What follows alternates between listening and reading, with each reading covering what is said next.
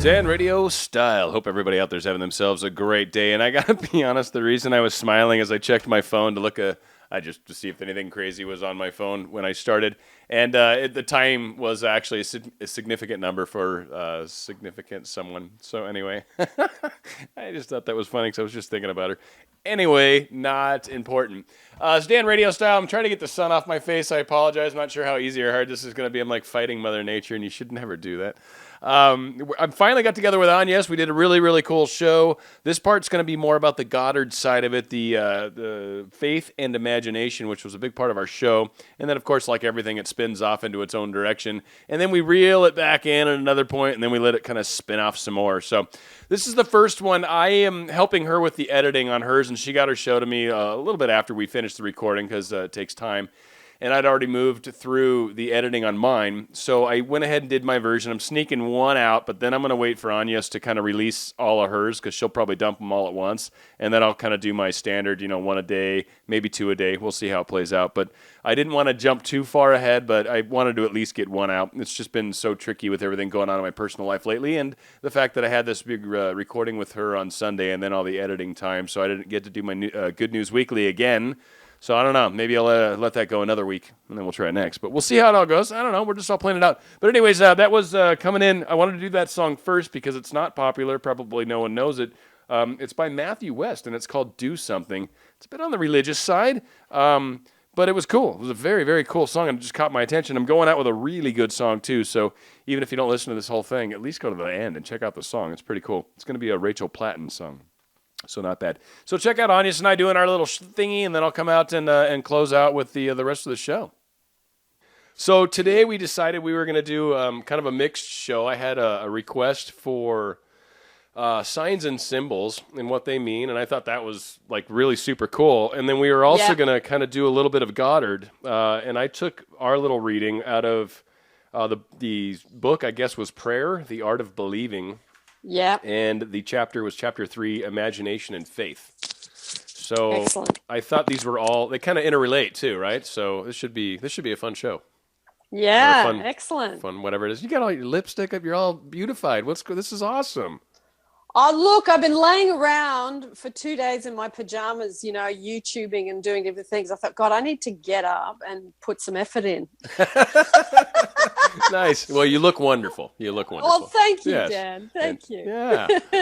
So this whole imagination and faith thing, I don't know, let's kind of take a stab at it, kind of get your thoughts. I got a couple quotes that are kind of interesting, and there was one that I thought was a good thing to keep in mind, and I figured we'd maybe just try to divvy up the show in half. Maybe half of it we'll deal with this, and then maybe the last 30 minutes or whatever we'll try to we'll try to see if we can tackle coincidences and symbols and all that kind of stuff, because I think there's a lot to be said, and I think when you're trying to manifest and you're not paying attention to the little signs and symbols along the way, it tends to make it not nearly as much fun, at least in my opinion.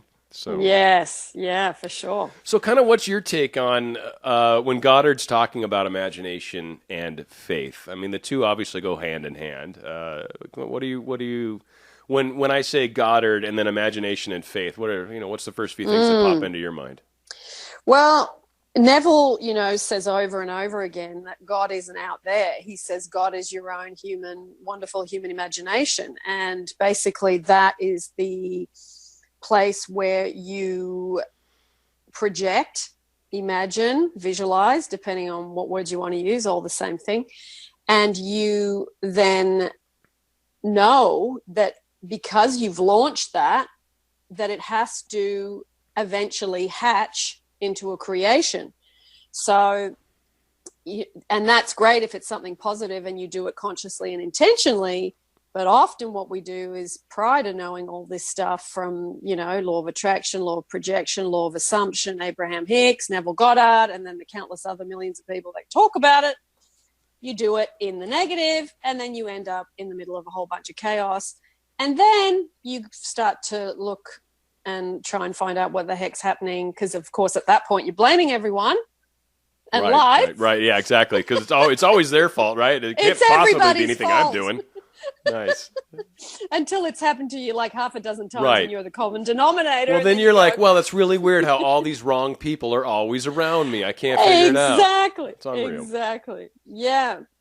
So I think that's the great thing about Neville compared to, say, Abraham Hicks. And, you know, he's the only one I've ever heard say it in these words, that God is your own wonderful human imagination. So therefore, you have an incredible ability, if you focus, to create incredible things. And it's conscious creation. It's Right. conscious God creation, really, you know. And I don't come from a religious background, Right. so Nor I, but Nor that's you, very yeah. huge in his whole whole Yes. repertoire here. And obviously, I think the big thing, just to stick it on that kind of the religious-y side, because I mean I was brought up that way. But the Yeah. whole we were made in His image and likeness, and I truly think that's kind of where he's coming from. Is that concept that we're using that God aspect, that part of us that's God-like. That's God Yeah. similar, maybe, you know, and I think that is where he's getting that from. So for anyone out there that's maybe trying to bridge spiritual and religion, I kind of think Yeah. that's sort of where that starts to happen. Yeah. But yeah, Yeah. absolutely. The imagination's huge, but when we constantly find ourselves questioning why we're imagining, it seems that's where the faith part comes in. And I really think that's where most of us, self-included, probably you from time to time, where we actually start to fall a little short. We forget that, no, I'm doing all the right things. There's no reason to question this. Maybe there's a self-love issue. Maybe something else is kind of rearing its ugly head, if you will. But we need to kind of deal with, I mean, I think trying to manifest things and doing it in a vacuum where you're not looking at working on yourself, I think you're missing kind of a big part of this, because we are kind of growing through this, and there are things that we're going to show ourselves that maybe we're, you know, we've got these patterns, right? These patterns, these beliefs that seem to hold us back. Maybe we don't think we're good enough. Maybe we think we need to make more money. So I think a lot of times we start to shoot ourselves in the foot because we start to question, like, am I doing this right? Is this working? And of course it works. That's not really ever the big question. It's just, you know, is there some other stumbling block I need to get over? Is this just going to take a little bit more time because of X, Y, and Z? I mean, I guess sometimes those are the hard questions for a lot of people is, how do I gauge what it is that's slowing me down? Yeah. And also, I think we are so obsessed with speed.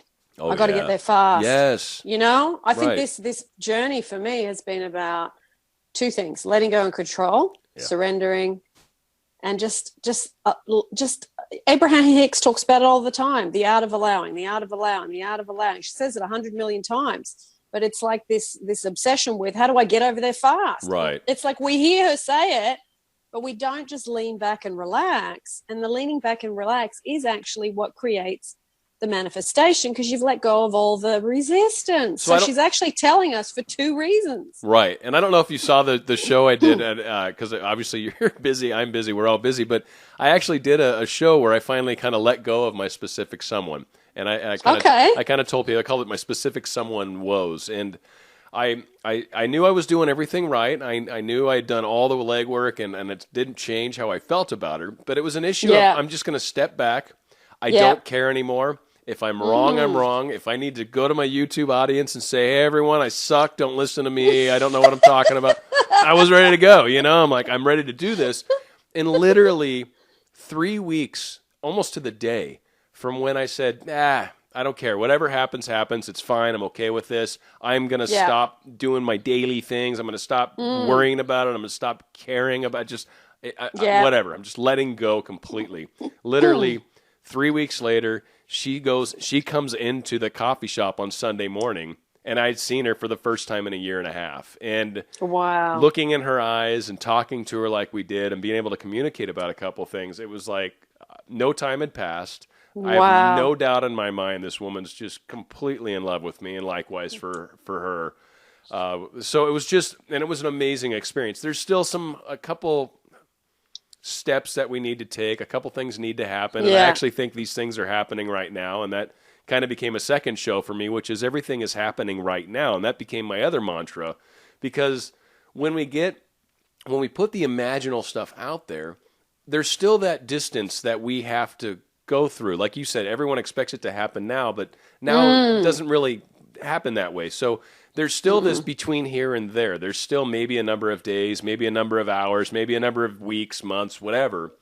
But it's that process that you need to get through without sabotaging yourself, to keep it on our topic, without really canceling out your faith, without ruining that. And when you realize that every day we're taking steps right now towards what's happening and they're doing the same, it is something that I found my mind is able to get behind very easily.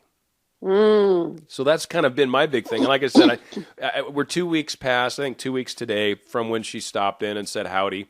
And so, we'll see what happens. Like I've told my audience, I'll announce when the big day comes, I'll announce it. But otherwise, I'm just kind of going through the steps, and I don't want to get into it because I don't want to sabotage myself, right? I mean, I think it's tough sometimes when we try to talk about these things. We're putting a lot of energy in directions that maybe sometimes we wouldn't. So. But that actually brings up a good point, and I've heard this probably half a dozen times this week, that law of attraction, people or books or whatever say, you have to focus and you have to visualize or imagine, but then you got to let go. So I'm confused has been the thing. So that very thing, you hang on to the desire, you focus on the desire, you send love to the desire, you enjoy the desire by living in the end result, you let go of how's it going to happen, when's it going to happen, what do I need to do to make it happen, is it going to happen at all, I'm afraid it won't, maybe this is just crap. Right. You're letting go of all that mental chatter, Yeah, but you're still hanging on to the desire with enjoyment, but you're letting go of all that other crap. So it's two halves of a nut that go together, really. And going back to your point about faith is very much what Neville Goddard talks about. You're believing and living in the end of something that doesn't exist. Right. That whole component of living in the end is faith. Right.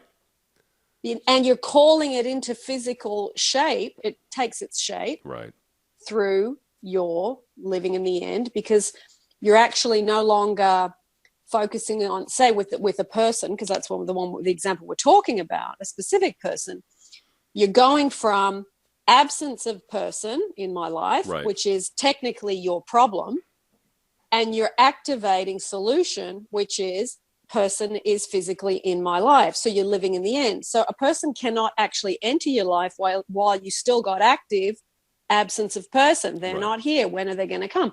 So the whole faith component is such a bringing things into existence through focus, because it's a focus-based universe.